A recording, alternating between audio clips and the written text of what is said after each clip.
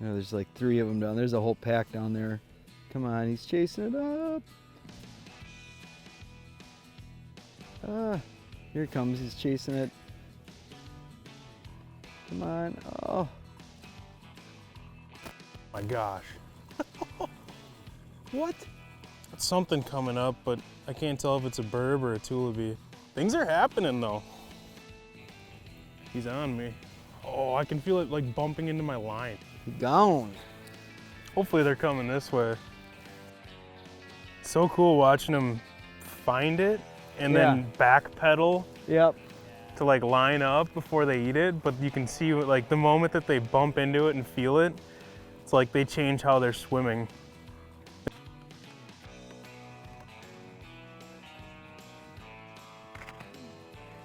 There we go. Down. So maybe we're onto something here. We're so used to fishing, like a lot of the time, we fish with really heavy jigs and heavy spoons. And it's nighttime and like you're really trying for the fish to get it, but this is such clear water. I'm just fishing a 3/8 ounce jig with a little flash on it. And man, oh man, it seems like they really like biting that hot skirts jig. You've caught a walleye or 2 on that too, haven't you, Brett? Oh yeah. That season's coming up soon too. Yeah. There you go. Thank you. Give me that. They're so fun. They're so fun. Little butterball. A little butterball. Not a big one, but hey, I'm happy. It ate it, right? Man. It ate it just like it's supposed to. If you were going to harvest burbot, this would be the pout I would recommend harvesting. And in our home state of Minnesota, let me get this one back, Brett. Burbot have just become a game fish species, which is great because back in the day, people used to just chuck them on the ice, disregard them, but they've become a really popular sport fish. I know I was out a couple Saturdays ago and I saw over 40 trucks out here fishing for pout. So they've really become more popular, and I would strongly recommend to anybody who's fishing them, just keep what you need. Keep the smaller ones, you know, those 2 to 5 pounders, you know, those are great eating fish. They're delicious table fare, but don't be filling up otter sleds. I've seen it at a lake I was fishing 3-4 winters ago. I saw a guy, it was his second night in a row, he filled up an otter sled with burbot, and that's just such a sad thing. They're a really precious fish. Where we live in the central part of Minnesota, this is their southern range. They're very common in Canada, but they get big, they fight hard. More and more people are enjoying the sport, so. Man, respect the pout. And like you said, game fish now. The cool thing is, the walleye season's closed here. Pike is closed, bass is closed.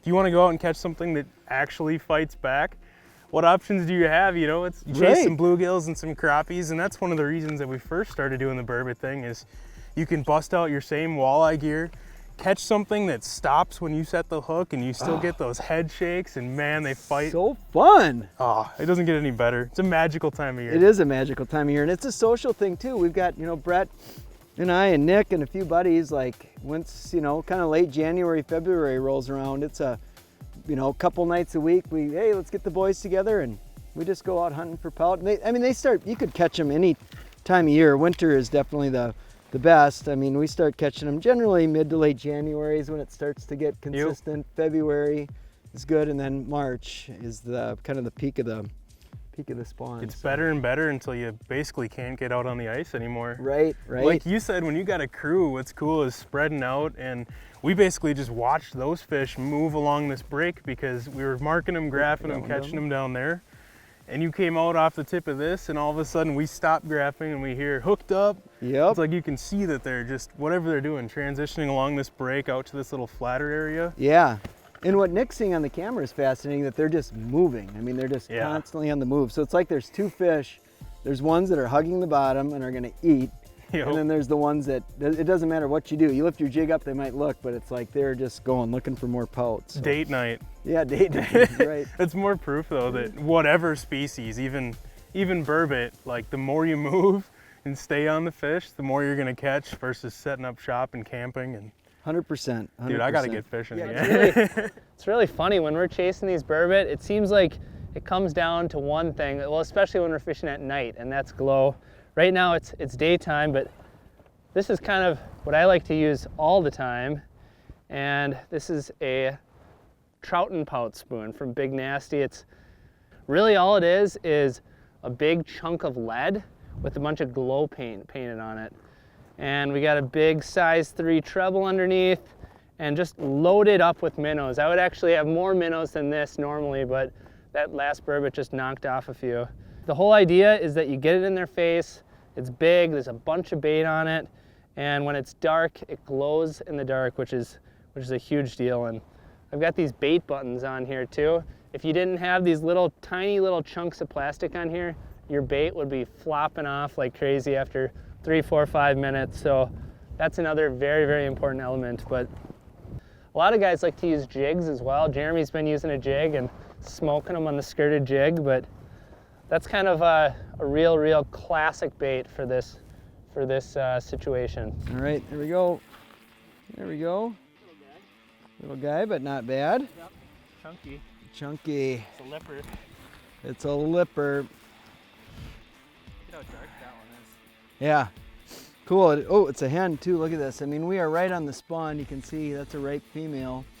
And that kind of seems to trigger, from what I've seen, the daytime bite is when the spawn gets going full bore. And the interesting thing is, right now, you can see that this is obviously a hen. She's leaking eggs, but in the burbot that I've harvested, and the gametes, the eggs or the sperm, and males or females are almost equal in weight, and they can be up to 30% of their body mass. That's kind of what I've seen. So you want to get ahead of the spawn if you can, because the fish are that much bigger. I'm gonna let this guy go, and hopefully we can catch a bunch. It's awesome when you don't have to be out here in the middle of the night and catching pout. Here we go. Look at this. Scare. Scare, look at this. Oh my God. Please be recording, Uncle Bill. Oh my God, look at him. Oh my God. No frickin' way. No way. That is unbelievable. That's it. Yeah, that's what they do. That's what they do. Wow. Oh my goodness. This is amazing. Bill is filming right now with the AquaView, and they're actually spawning. It's an actual spawning ball, and I can see it on my sonar right here. They're not interested in biting, but there are so many fish here. There's got to be, what, 15 fish down there, Bill? It's hard to judge because they're milking. It's hard to judge because they're milking up the bottom so much. That's so crazy. what they're doing is like this. Oh, that is so cool. Oh my goodness. That is so crazy. Oh man. The cool thing about this is you can absolutely use your standard walleye gear for burbot, but right now is a nice time to have this big 42-inch heavy, because you can cross paths with something of that caliber, man. Oh man, Long fish though, man. Spawned out giant. It's a really cool yellowish, like pale. They're all so different and unique. That one ate just like it should. It came up off bottom. Might. Let's see if I can pop her. But the cool thing is you can get by with your standard 28 to 32 inch medium heavy walleye rod. You know, your size 10, size 20 reels, and catch all the burbot you want, but you do have a shot at catching a 10, 12, even bigger burbot than that. So if you really want to step up your burbot game, I would get yourself a big old whooping stick, something that's a 36 to 42 inch medium heavy or heavy, and then you're in control. So like, let's get this thing back. But man, if that thing wasn't spawned out, it would be just a freak.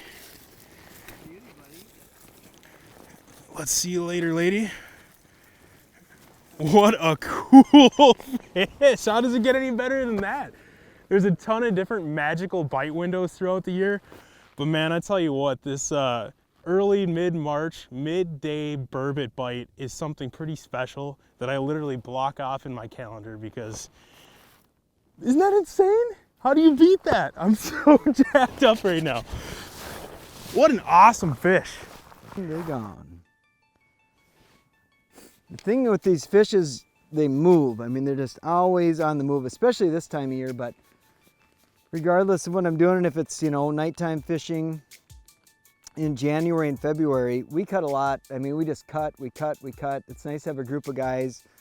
You know, I'll fish a hole as long as I feel like at night when my jig charge needs it. So about every 5 minutes, I'll fish 5 minutes. If I don't see or hook up, I'm moving, just constantly moving. And you'll see depths that they may often prefer. So sometimes you'll see they're running a, you know, that 30 foot seems to be a good depth. Other times it's 22 or 18. I mean, I've caught them nighttime, midwinter, as shallow as, you know, 12 to 14 feet on weed edges. But really the sweet spot in terms of depth for me, it seems like it's that 22 to 32 with like 25 to 28 being the money. And right here I'm in 25 and there's been burbot coming through just steady. But the interesting thing too, I'll point out, is that all the fish I've caught today have been within minutes of getting to a hole. So I'll get to a hole, I'll catch one right away. Pretty soon it seems like they slow down. I just move a few feet, bam, I'll catch another one. So, dude, daytime burbs? Yeah, buddy. Oh my gosh. You'll notice we're basically everybody's fishing in line, and that's just because the break is so sharp through here. So if we go 10 feet that way, we're in 40 feet. You know, 10 feet that way, we're in 15 feet. And that, you know, 20 to 30 feet seems to be the magic depth. And the areas we've found to hold the most pout are near big flats. Often they're big weed flats. It might be from, you know, 4 to 12 feet deep, where they drop really sharp. It's those really sharp wall drops. Seem like those are key areas for holding pout. I'm not saying you can't catch them on a 20-foot hump or classic walleye stuff. That definitely holds burbot, but when we seem to get in the really hot bites, we almost find them on almost all the time on really, really sharp breaks. So you've got that dead zone. When you see the dead zone on your sonar, those seem to be key areas, and they're most often related to a big flat. This is a classic burbot area here where you've got the deep water. It seems like they relate to the deeper basins, you know, that are 30 to 100 feet deep or whatever. But then it's the big flat. You can see this is a huge flat area through here. And I've gotten my depth highlight set up between 20 and 30 feet. So you'll notice in that green, there's not a lot of green. It goes from 20 to 30 feet really quick. And so areas where we almost see none of the green are some of the key areas. So it's a really sharp wall drop. Anywhere in these little turns, these points, this is all prime burbot water. One thing that I really like about the Helix units is the history. Now I gotta admit, fishing crappies or, you know, fish that are suspended off the bottom, I really didn't think history was that big a deal. But burbot fishing, it's a huge deal. And the reason for it is, when I've got my screen set up, I've got half of it on flasher so I can see if there are fish coming through suspended in the water column. The other half of my screen is set up on the zoom mode, and I've got 6x zoom. Now burbot spend a lot of the time, or where we catch most of them, are almost on walls, really sharp sand breaks. And what'll happen is when your cone hits that really sharp angle, picture your cone being a big circle, the top, the first return you're gonna get is the highest part of the break. And then you're gonna have what's a dead zone. You'll hear guys talk about burbot fishing where you can't really see what's below it. But now on the zoom screen, you can see the fish in there and you're able to adjust your jigging accordingly. So I've got burbot down there right now, checking it out. Yep, see how I brought the bait up, and now look at them all. See all that? That's all a bunch of pout in there. Ooh, one bumped it. Let's see if I can get one to come up for it. It's been interesting for me on the bites that I'm catching. The fish are moving so much. We're seeing them constantly moving, but seems like every time I go to a new hole, I catch one in the first minute, and then I start working the hole for a little bit, and I see a lot of them, but I'm not having as good a luck catching them. Oh, got that one. You guys might want to think about the VMC Hot Skirts jig. Happens to be one of the hottest daytime burbot baits. All right, one nice thing you can see, I've got the swivel really high here, and that's a good indicator for when the fish are when the fish is near the hole. You're gonna lose the majority of the pout right at the hole. And that, right in the corner of the mouth, perfect.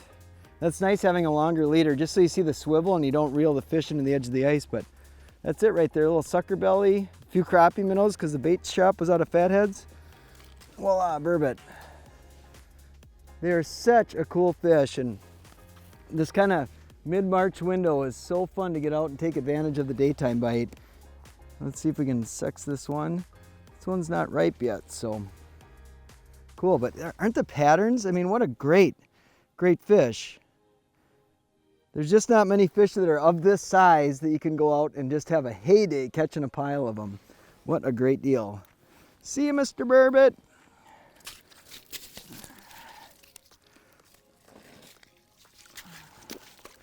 And don't forget your rag, a must-have for burboting.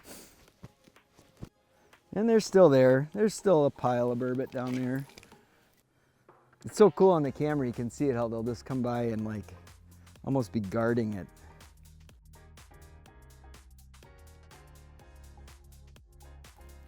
There's one down there. On. There we go. It's not a big one. Not a biggie. Oh. You're by the hole. Oh, he's twisting. Come on. There he is. Nice. Just another nice one. Look at that. And that one came on hot skirts again. Dynamite bait. Now, one thing I've got going with my setup here is the line, I think, makes a big difference. Let me get this one back.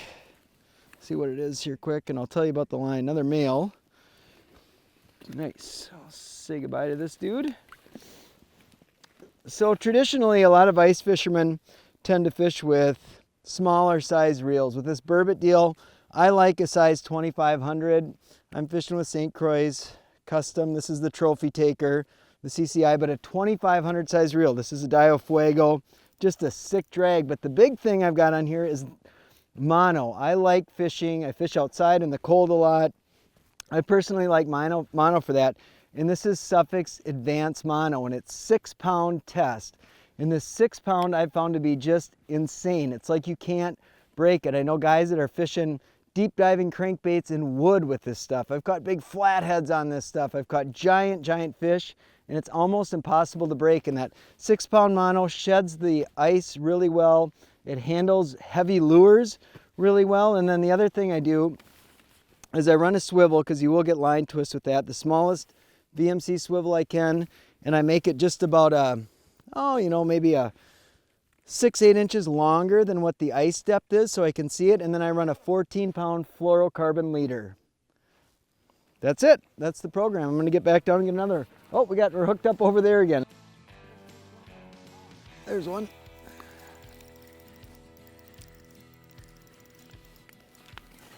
All right. Oh, I got you beat by a little bit, Nick. That's the smallest one I've ever seen here. Not kidding. It's gotta be. Yeah, it's pretty cool though. All sizes. Yep. All sizes. Look at that, man. If you haven't taken advantage of burbot, it's a great winter opportunity. It's not only the day bite like we're having and enjoying right now, but you can catch these things all winter. They get big, they fight hard. Yeah. They're so cool to see on the camera. Absolute ballin'. Sometimes you catch 2 at a time. Yeah, right on. Sick. Cheers. Burbots. Boom. Bye-bye. Go make more. Awesome. Please be recording, Uncle Bill. Oh my God. That is unbelievable. That's it. That's what they do. Wow. Oh my goodness. That is so crazy.